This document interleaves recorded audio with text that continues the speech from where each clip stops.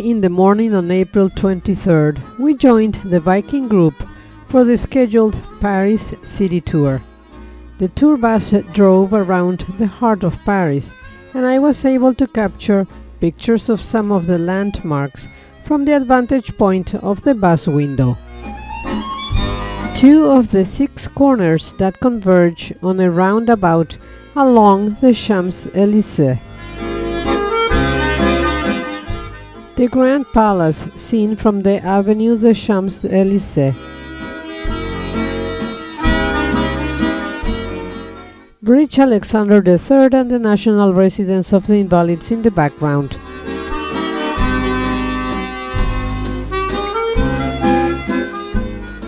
The National Assembly is the lower house of the Parliament of France. Avenue des Champs-Élysées.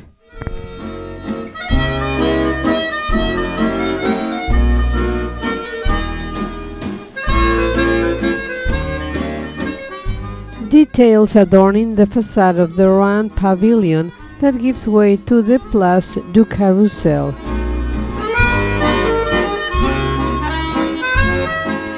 Arc de Triomphe du Carrousel.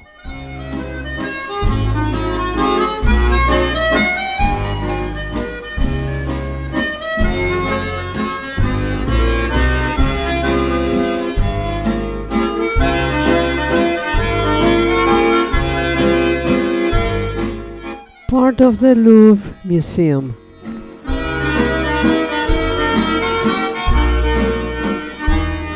Sculpture adorning the Pont du Carrousel. The Institute of France. Pont Neuf, in English New Bridge, is the oldest standing bridge across the River Seine.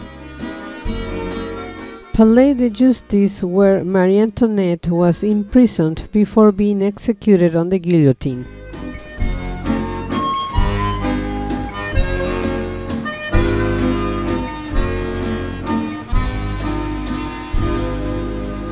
The tour bus stopped in front of the Hôtel de Ville, or City Hall in English. This building has been the location of the Municipality of Paris since 1357, but was rebuilt in the 1870s in its original French Renaissance style.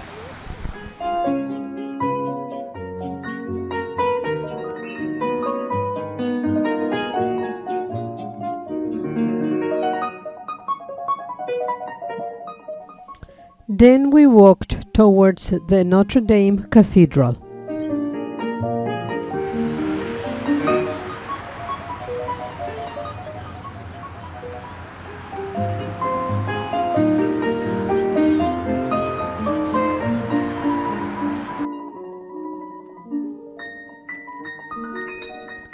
Notre Dame de Paris, French for Our Lady of Paris, also known as Notre Dame Cathedral or simply Notre Dame, is a historic Catholic cathedral on the eastern half of the Ile de la Cité. The cathedral is widely considered to be one of the finest examples of French Gothic architecture, and it is among the largest and most well-known church buildings in the world. Following are some of the facade's amazing details.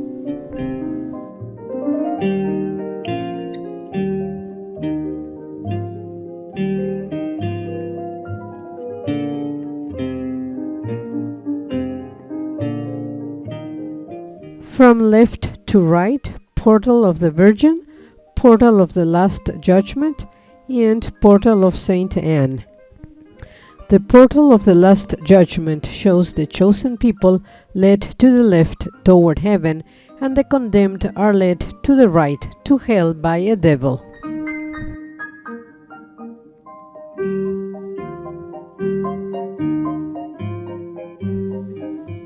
In view the cathedral's interior.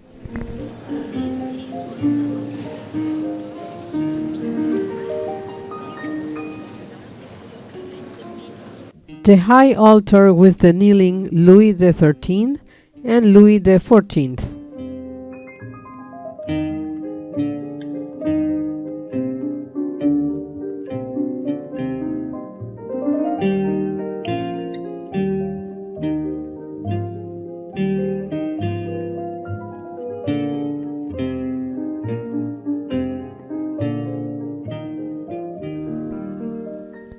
Following are wood carvings of two of the appearances of the risen Christ, to the Holy Women and to the doubting Thomas.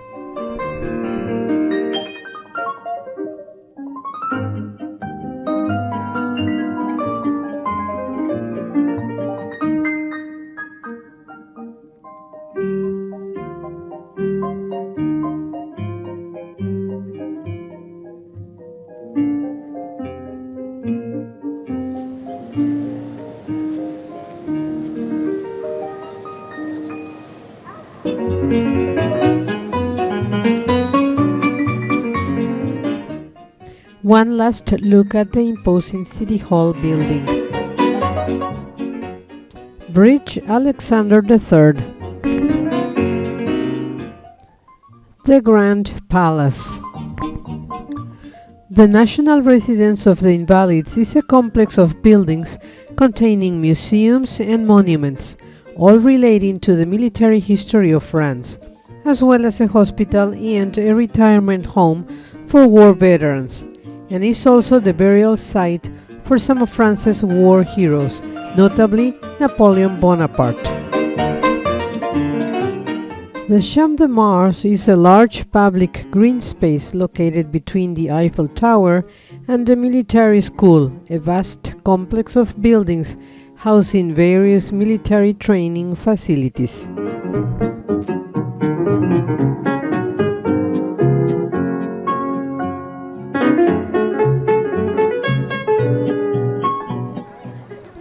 The Eiffel Tower is an iron lattice tower located on the Champ de Mars.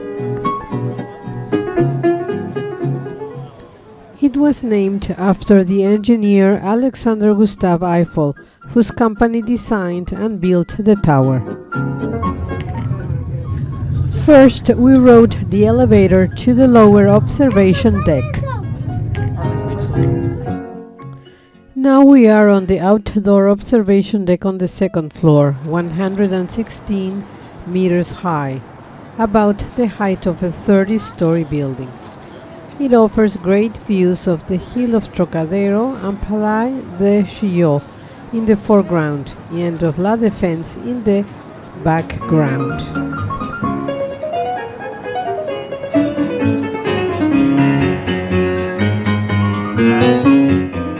The tower is the tallest structure in Paris and the most visited paid monument in the world. In view, the Isle of the Swans.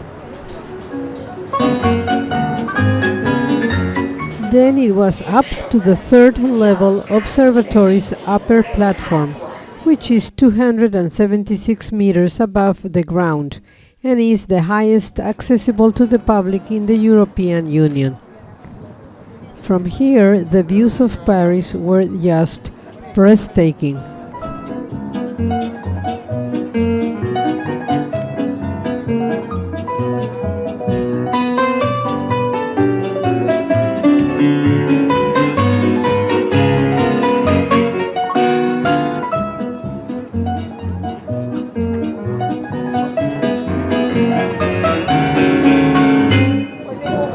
Ladies and gentlemen, pickpockets are active in the tower. Please watch your luggage. Thank you for your vigilance. Señoras, señores, carteristas actúan en la torre. Por favor, cuide su equipaje. Gracias por su vigilancia. View of the Champ de Mars.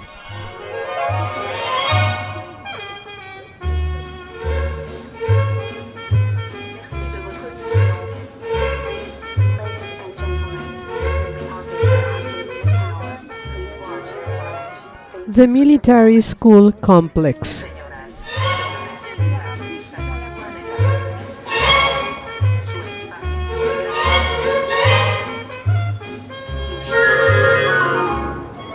In view, the Isle of the Swans, a small artificial island in the Seine River.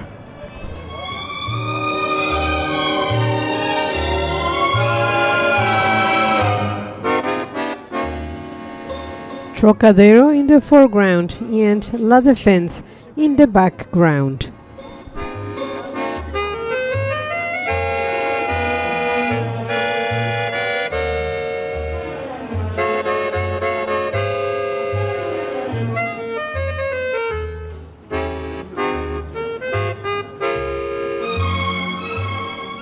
On the right bank of the River Seine is the iconic Radio France circular building.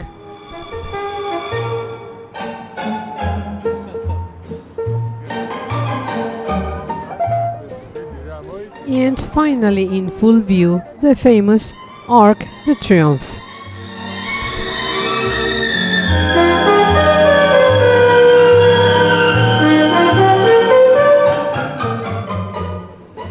Erected in 1889 as the entrance arch to the 1889 World's Fair, the Eiffel Tower was initially criticized by some of France's leading artists and intellectuals for its design, but has become both a global cultural icon of France and one of the most recognizable structures in the world.